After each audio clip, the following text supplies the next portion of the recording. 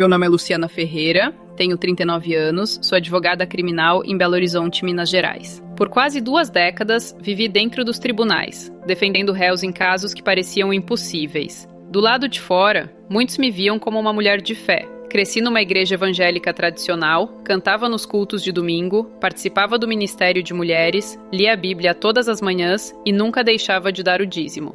Meu marido Roberto era diácono na igreja.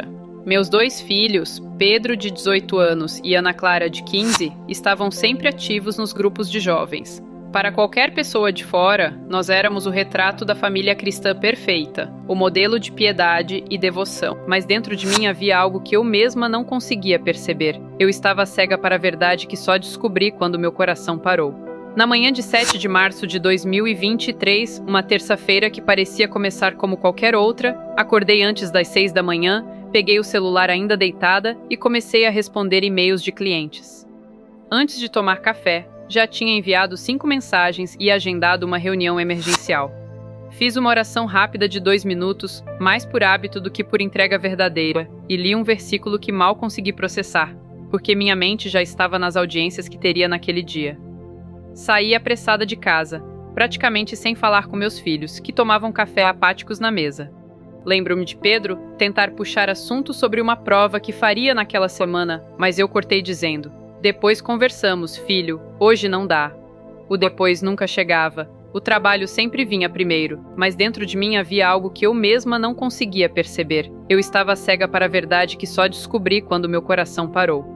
Na manhã de 7 de março de 2023, uma terça-feira que parecia começar como qualquer outra, acordei antes das 6 da manhã, peguei o celular ainda deitada e comecei a responder e-mails de clientes. Antes de tomar café, já tinha enviado 5 mensagens e agendado uma reunião emergencial. Fiz uma oração rápida de 2 minutos, mais por hábito do que por entrega verdadeira, e li um versículo que mal consegui processar, porque minha mente já estava nas audiências que teria naquele dia. Saí apressada de casa, praticamente sem falar com meus filhos, que tomavam café apáticos na mesa. Lembro-me de Pedro tentar puxar assunto sobre uma prova que faria naquela semana, mas eu cortei dizendo: "Depois conversamos, filho, hoje não dá." O depois nunca chegava. O trabalho sempre vinha primeiro. No relógio da sala de emergência, já marcava o tempo da minha morte clínica. Por todos os parâmetros humanos, eu deveria estar morta. Ou, no mínimo, em estado vegetativo irreversível. Mas naquele intervalo, quando meu corpo estava ali deitado, cercado de aparelhos, eu não estava inconsciente. Eu estava mais consciente do que nunca. Não houve túnel de luz. Não houve calmaria suave. Houve uma transição instantânea. Num segundo, eu olhava para o teto da sala de emergência. No seguinte, estava de pé em um lugar que não consigo comparar com nada da Terra. O ar vibrava com uma energia tão intensa que parecia atravessar meu ser. E ali, diante de mim, estava ele, Jesus. Não como vemos em quadros ou filmes. Não era uma imagem bonita para pendurar na parede. Seus olhos atravessavam tudo o que eu era. Cada pensamento, cada decisão, cada mentira que eu havia contado para mim mesma. Sua presença era tão santa, tão pura, que caí prostrada sem conseguir controlar meu corpo. Era como se toda a minha existência fosse esmagada diante da verdade. "Luciana", ele disse, e o som da minha vida inteira estava contido na forma como pronunciou meu nome. Cada escolha, cada oração vazia, cada hora dedicada ao trabalho mais do que a ele. Eu tremia.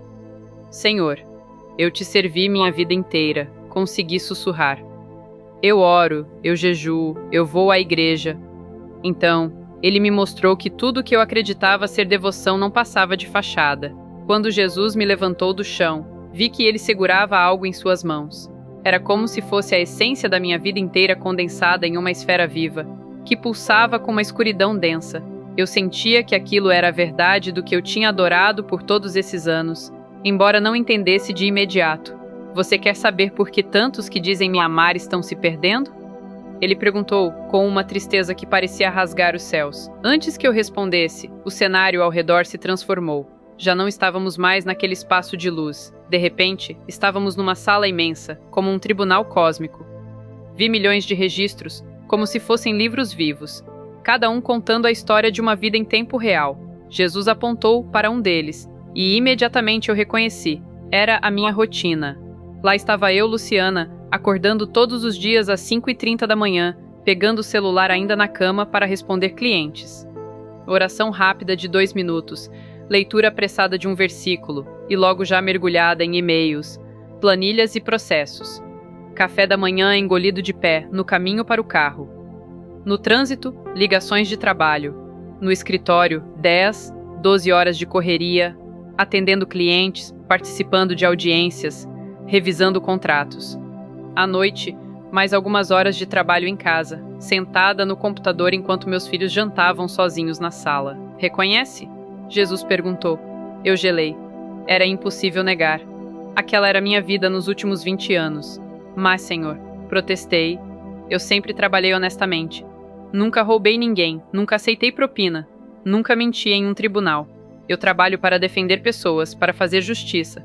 Isso não é certo? Isso não é bom? Jesus então tocou o registro, e a cena se expandiu. Vi meus momentos espirituais, os que eu tanto usava para justificar minha fé. As minhas orações rápidas, feitas enquanto eu me arrumava, mais preocupada com a primeira reunião do dia do que com a presença de Deus. Minhas leituras bíblicas corridas que mal entravam no coração. Minhas idas à igreja, mas com a mente em outro lugar, pensando em prazos, clientes, processos. Então ele falou algo que me cortou como uma espada. Você me deu minutos, mas deu horas ao seu verdadeiro Deus. Cada palavra pesava mais que montanhas. Eu vi como minha devoção verdadeira não estava no altar de Cristo, mas no altar do trabalho. Vi como minha casa, especialmente meu escritório, havia se transformado espiritualmente em um altar erguido ao Deus da produtividade. Cada hora extra era como uma oferta queimada. Cada fim de semana sacrificado se transformava em incenso subindo diante de um trono que não era o dele. Vocês pensam que idolatria é só ajoelhar diante de uma estátua de ouro? Jesus disse, e sua voz misturava dor e indignação. Mas qualquer coisa que ocupa mais do seu tempo, mais da sua energia, mais da sua energia, mais do seu coração do que eu, é o seu Deus. E a sua geração construiu os ídolos mais sofisticados e aceitos de todos os tempos. Ele então me levou a uma visão do culto de domingo da minha igreja em Belo Horizonte. A igreja estava lotada, o louvor era animado, o pastor pregava com fervor. Mas quando olhei com olhos espirituais, a verdade me esmagou. Metade das pessoas estava ali apenas de corpo. Suas mentes estavam em outro lugar. Vi empresários pensando nas metas da semana. Vi profissionais planejando negócios durante a oração. Vi até jovens checando mensagens de trabalho durante o louvor. E então me vi sentada no banco, corpo presente, mas alma ausente, pensando em um processo judicial enquanto cantava. Tu és o primeiro em minha vida. É por isso que falta poder nas igrejas, Jesus disse, com lágrimas nos olhos. Os corpos estão aqui, mas os corações ficaram nos escritórios. Vocês cantam que me colocam em primeiro lugar, mas o trabalho está no trono. Foi quando ele me mostrou meu próprio filho, Pedro, no quarto dele, estudando até de madrugada, não por amor ao conhecimento, mas porque herdara de mim a obsessão por sucesso, por reconhecimento, por produtividade sem fim. Seu filho não me conhece, Jesus disse. Ele conhece apenas o evangelho do sucesso que você pregou com sua vida. Naquele momento, minha alma se partiu. Eu entendi. O pecado que Jesus estava me mostrando não era adultério, não era roubo, não era mentira. Era algo muito mais invisível, muito mais aceito, algo que eu mesma nunca havia chamado de pecado. Era a idolatria do trabalho. E então ele me disse, esse é o pecado que leva a maior parte do meu povo à perdição. Eles me chamam de Senhor, mas servem ao trabalho. Eles se dizem meus discípulos, mas são escravos da carreira. Eles dizem que me adoram, mas sacrificam tudo no altar do sucesso. E no fim, colhem eternidade com o Deus que escolheram. Eu tremia, meu coração queimava. Comecei a perceber que tudo o que eu considerava virtude, dedicação, esforço, excelência profissional, havia se transformado em corrente espiritual, me prendendo e me afastando do único que realmente importava. E foi então que ele disse: Luciana, vou te mostrar para onde esse caminho leva. E num instante, o ambiente mudou novamente. De repente, tudo ao redor perdeu a luz. O lugar em que estávamos foi sendo tomado por uma escuridão tão densa que parecia ter peso. O ar se tornava sufocante, como se cada respiração fosse uma luta. O chão desapareceu debaixo dos meus pés e senti como se estivesse sendo puxada para baixo, cada vez mais fundo, em um abismo sem fim. O som que me envolvia era o de gritos, milhares, milhões de gritos que vinham de todas as direções. Quando finalmente meus olhos conseguiram se ajustar àquele ambiente, vi algo que nunca esquecerei: uma multidão incontável de pessoas, cada uma presa em compartimentos individuais, como se estivessem em cubículos intermináveis. Eram estações de trabalho. Vi mesas, computadores, pilhas de papéis, máquinas de costura, caixas de mercado, ferramentas, cada um preso àquilo que mais havia amado e servido em vida. Alguns digitavam sem parar em teclados invisíveis, os dedos em carne viva, sangrando, mas sem conseguir parar. Outros carregavam caixas pesadíssimas de um lado para outro, e quando caíam exaustos, uma força invisível os obrigava a se levantar e continuar. Vi mulheres costurando sem descanso, lágrimas escorrendo pelo rosto, mas incapazes de soltar a agulha. Vi homens martelando, serrando, preenchendo planilhas, cada um escravo do ofício que na terra tinham exaltado acima de Deus. O fogo do inferno não era apenas chamas visíveis, era o ardor de um coração eternamente insatisfeito, eternamente preso àquilo que nunca pôde preencher a alma. Esse é o destino daqueles que escolheram o trabalho como Deus, Jesus disse ao meu lado. Sua voz estava carregada de dor. Eles tiveram a chance de me servir, mas preferiram servir a carreira. Construíram altares em escritórios, em fábricas, em negócios, e agora são consumidos pelo próprio altar que ergueram. Eu reconheci pessoas. Não eram estranhos. Eram rostos familiares. Vi um empresário da minha igreja, sempre respeitado, que financiava campanhas missionárias, mas que nunca estava presente nos cultos porque o trabalho exigia muito. Ele estava ali, sentado diante de uma mesa, digitando sem parar, enquanto chamas subiam pelas pernas. Vi uma mulher que cantava comigo no coral, mas que vivia obcecada pelo salão de beleza que administrava. Ela estava cercada de espelhos que a distorciam, mostrando 1000 versões dela mesma, todas cansadas, todas frustradas, todas queimando em vaidade e orgulho. Mas, Senhor, eu disse, tremendo. Essas pessoas iam à igreja. Elas oravam. Elas contribuíam. Como podem estar aqui? E Jesus respondeu: nem todo o que me diz, Senhor, Senhor, entrará no reino dos céus. Eu não aceito restos. Eu não sou um complemento. Ou sou o centro da vida, ou não sou nada. Eles me deram palavras, mas deram o coração ao trabalho. E onde está o coração, ali está o Deus deles. Cada frase era como um trovão. Eu chorava sem parar. Senti como se cada lágrima fosse arrancada da minha alma. A cena era insuportável. Vi ainda mais fundo. Vi jovens, rapazes e moças que morreram cedo, mas que haviam sido consumidos pela obsessão por estudar, passar em concursos, construir carreiras brilhantes. Eles estavam lá, em bibliotecas eternas, forçados a ler livros que se transformavam em cinzas nas mãos. Seus cérebros queimavam de tanto esforço, mas nunca encontravam descanso. Esse é o engano da sua geração, Jesus disse. Vocês se orgulham de serem trabalhadores incansáveis, estudiosos dedicados, empreendedores de sucesso. Mas tudo isso se torna vaidade quando ocupa o meu lugar. O inferno está cheio de homens e mulheres respeitados na terra, mas que nunca me conheceram de verdade. Eu comecei a gritar, implorando para não ver mais nada, mas Jesus me conduziu ainda mais. Vi uma linha infinita de pessoas entrando naquele lugar, como se fosse uma fila que nunca terminava. Eram brasileiros comuns, professores, médicos, motoristas, vendedores, agricultores. Não eram criminosos notórios. Não eram pessoas que o mundo chamaria de mais. Eram trabalhadores, orgulhosos do suor, orgulhosos da dedicação. Mas agora escravos eternos daquilo que escolheram. Esse é o maior engano do diabo no Brasil, Jesus disse. Ele fez o povo acreditar que trabalho excessivo é virtude absoluta. Ele convenceu até meus filhos de que quanto mais ocupados, mas o que o diabo realmente fez foi roubar o tempo de comunhão comigo. Ele transformou a bênção do trabalho em corrente de escravidão. E milhões têm caído sem perceber. Eu não suportava mais. Clamei com toda a força da minha alma: Senhor, tem misericórdia. Eu não sabia. Eu não percebia.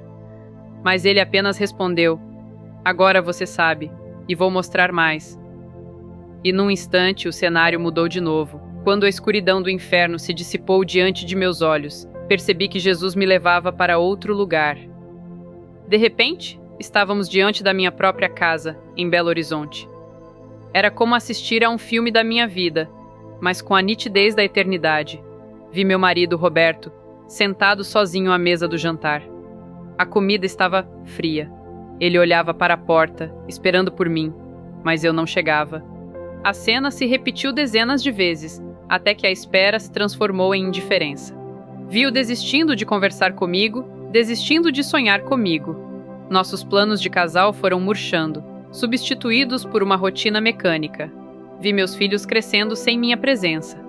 Pedro, ainda pequeno, esperava que eu fosse às reuniões da escola, mas sempre tinha um processo urgente, uma audiência inadiável. Ana Clara me chamava para brincar, mas eu dizia: agora não, filha, mamãe está ocupada. O agora não se tornou o hino da minha maternidade. Jesus então falou: você achou que trabalhava por eles. Mas o que eles mais precisavam não era de dinheiro, nem de conforto, nem de roupas caras. Eles precisavam de você. E você ofereceu tudo ao trabalho, até mesmo o tempo que era deles. Cada palavra doía como ferro em brasa. Eu via meus filhos diante dos olhos de Jesus e percebia como eles carregavam feridas que eu mesma havia causado com minhas ausências. Depois o Senhor me mostrou a igreja. Era o templo onde eu havia crescido, onde eu cantava no coral, onde eu ouvia as pregações domingo após domingo. A igreja estava cheia, mas de repente vi como uma nuvem cinzenta pairava sobre as pessoas. Não era ignorância, não era maldade, era distração. Cada um ali parecia dividido, incapaz de entregar-se de todo o coração. E Jesus disse: minha igreja no Brasil está cheia de gente ocupada. O diabo não precisou tirá-los dos bancos, apenas roubou a atenção deles. Eles estão presentes fisicamente, mas seus corações estão presos ao celular, ao WhatsApp do trabalho, às metas da semana, às preocupações financeiras. Eles dizem que me seguem, mas não têm tempo para mim. Eles cantam, mas não me adoram. Eles oram, mas não me ouvem. O barulho do mundo grita mais alto que a minha voz. Então vi o futuro. Vi uma geração de jovens que crescia sem conhecer intimidade com Deus. Vi adolescentes que passavam horas no celular, mas não conseguiam orar 5 minutos. Vi famílias desfeitas não por adultério, não por drogas, mas por ausência, pela idolatria do sucesso. Vi até mesmo pastores, líderes, missionários. Eles pregavam sobre fé, mas viviam atolados em reuniões, eventos, agendas cheias, sem tempo para ficar aos pés de Jesus. Alguns estavam tão esgotados que começaram a cair em tentações, e suas igrejas se dividiam como efeito dominó. A cena se tornava cada vez mais dolorosa. O Senhor me mostrou que essa idolatria silenciosa estava corroendo a fé de milhares de cristãos no Brasil. Não era perseguição aberta, não eram leis anticristãs. Era algo muito mais sutil. A correria, a pressa, o trabalho sem descanso, a rotina sufocante. Esse é o maior roubo desta geração, Jesus disse. Não é apenas a idolatria ao dinheiro, é a idolatria ao fazer, ao produzir, ao estar sempre ocupado. O diabo sabe que, se conseguir roubar o tempo de oração, a comunhão com o Espírito, a entrega do coração, ele não precisa fazer mais nada. Os filhos de Deus se tornam estéreis sozinhos. E eu vi igrejas inteiras se transformando em empresas, lideradas por pastores que mais pareciam executivos. Vi ministérios se tornando negócios, movidos por métricas e resultados, mas sem vida espiritual real. Vi cristãos que não adulteravam, não matavam, não roubavam, mas que, mesmo assim, iam direto para a perdição porque nunca colocaram Jesus de fato no centro. Foi quando o Senhor olhou fundo nos meus olhos e disse algo que nunca esquecerei.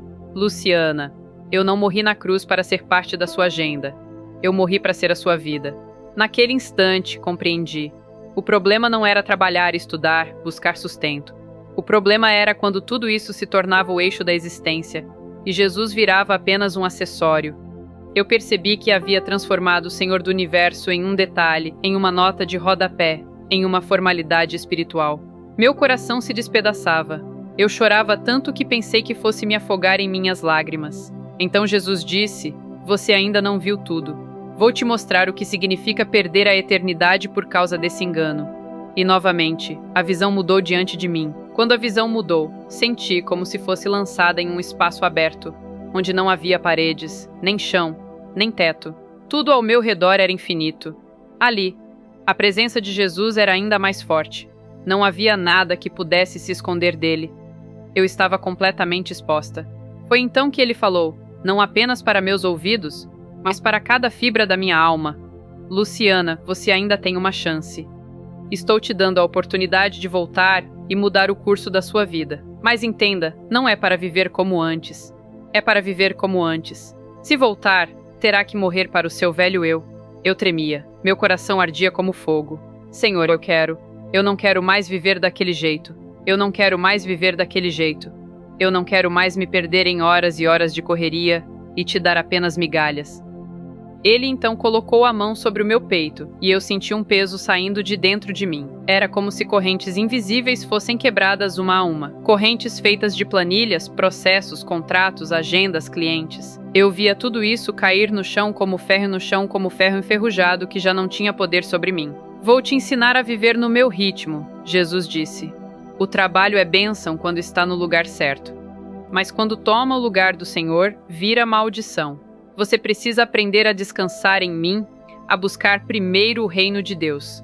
Não se trata de largar sua profissão, mas de colocar cada detalhe dela sob minha autoridade. Eu não quero apenas seus domingos. Eu quero suas segundas-feiras, suas terças, cada dia da sua vida. Ele então me mostrou uma cena do futuro. Vi-me acordando de madrugada, não para responder e-mails, mas para estar em oração, buscando sua presença. Vi-me no escritório, antes de abrir qualquer processo, entregando meu dia ao Senhor. Vi-me diante dos filhos, finalmente ouvindo suas histórias, suas dúvidas, suas dores. Vi-me ao lado do meu marido, reconstruindo a intimidade que o trabalho havia corroído. Esse é o meu plano, ele disse. Uma vida inteira rendida a mim, em cada detalhe. Não quero apenas uma advogada de sucesso. Quero uma filha obediente, que leva minha presença para onde for. Chorei ainda mais, porque percebi que nunca tinha entendido o Evangelho de forma tão simples e tão profunda. Eu havia transformado a fé em um ritual, em compromissos formais. Mas Jesus me mostrava que era relacionamento, entrega total, intimidade diária. Se voltar, Luciana, ele continuou, precisa contar o que viu. Não guarde isso só para você. Muitos no Brasil estão caminhando para a mesma condenação sem perceber. Eles precisam ouvir. Eles precisam despertar. De repente, ouvi uma voz distante, como ecos vindos da terra. Eram os médicos na sala de emergência. Alguém gritava: "Estamos perdendo. Vamos mais uma vez." Outro dizia: "Já são 22 minutos, não vai voltar."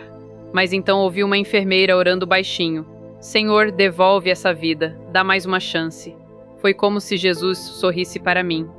"É hora de voltar. Leve a minha mensagem." E antes que eu pudesse responder, senti uma força puxando-me com violência. O ambiente celestial desapareceu e fui arremessada de volta ao meu corpo. De repente, um choque atravessou meu peito. Meus olhos se abriram com dificuldade. Vi rostos borrados, médicos correndo, aparelhos apitando. Minha garganta ardia, meu corpo parecia esmagado, mas eu estava viva. Naquele instante, percebi. Jesus tinha me dado uma segunda chance. Os médicos ficaram em choque. Alguns diziam que, depois de tanto tempo sem batimentos, eu jamais voltaria consciente. Outros balançavam a cabeça, dizendo que era impossível. Mas eu sabia a verdade, não eram eles que tinham me trazido de volta. Foi Jesus. Os dias seguintes no hospital foram de dor física, mas também de renascimento espiritual. Cada noite, eu lembrava das visões, dos gritos, das correntes do trabalho, das famílias destruídas. E cada manhã, eu dizia a mim mesma: nunca mais vou viver como antes. Quando recebi alta, meu primeiro ato foi reunir minha família na sala de casa. Me ajoelhei diante deles e pedi perdão. Pedi perdão a Roberto por tê-lo negligenciado como marido. Pedi perdão a Pedro e Ana Clara por tê-los deixado crescer à sombra do meu escritório. Eles choraram comigo e naquele dia sentimos que Deus começava a restaurar o que havia sido roubado. Também pedi perdão à minha igreja. Subi ao púlpito num culto de domingo, ainda fraca, mas com o coração queimando. Contei tudo o que havia visto, cada detalhe, cada palavra que Jesus me disse. Muitos choraram, alguns ficaram em silêncio profundo, outros se quebrantaram no altar. Foi um mover de arrependimento como nunca tínhamos vivido. A partir dali, minha vida mudou. Não larguei a advocacia, mas entreguei minha profissão a Cristo. Passei a orar antes de cada caso, buscando sua direção. Se um processo me roubava tempo de estar com ele, com minha família, eu recusava. Pela primeira vez, entendi o que significava descansar no Senhor. E percebi algo extraordinário. Quando coloquei Jesus no centro, até mesmo o meu trabalho começou a dar mais frutos. Não era mais correria cega. Era propósito. Era obediência. Mas eu sabia que ainda havia algo a cumprir. Espalhar essa mensagem. Desde aquele dia, Minha vida nunca mais foi a mesma. Eu não consigo mais olhar para uma agenda cheia sem me perguntar: quem está no trono do meu coração? Não consigo mais assistir irmãos e irmãs correndo de um lado para outro, exaustos, achando que estão servindo a Deus, quando na verdade estão servindo ao relógio, às metas, à carreira. Quero que você, que está vendo ou ouvindo esse testemunho agora, entenda uma coisa: o inferno não está cheio só de assassinos, ladrões e adúlteros. O inferno também está cheio de trabalhadores respeitados, pais de família dedicados, pessoas honestas que simplesmente nunca colocaram Jesus em primeiro lugar. Não se engane. Não pense que estar ocupado com coisas boas vai te salvar. Não pense que porque você canta na igreja, contribui com dízimos, participa dos cultos, já está tudo resolvido. Eu mesma fazia tudo isso. Minha vida parecia correta aos olhos dos homens. Mas no tribunal de Cristo, ele mesmo me disse: você me deu minutos. Deu horas ao seu verdadeiro Deus. Esse Deus pode ter nome de carreira, de concurso, de negócio, de faculdade, até mesmo de ministério. Até o trabalho dentro da própria igreja pode se tornar um ídolo quando ocupa o lugar da intimidade com Jesus.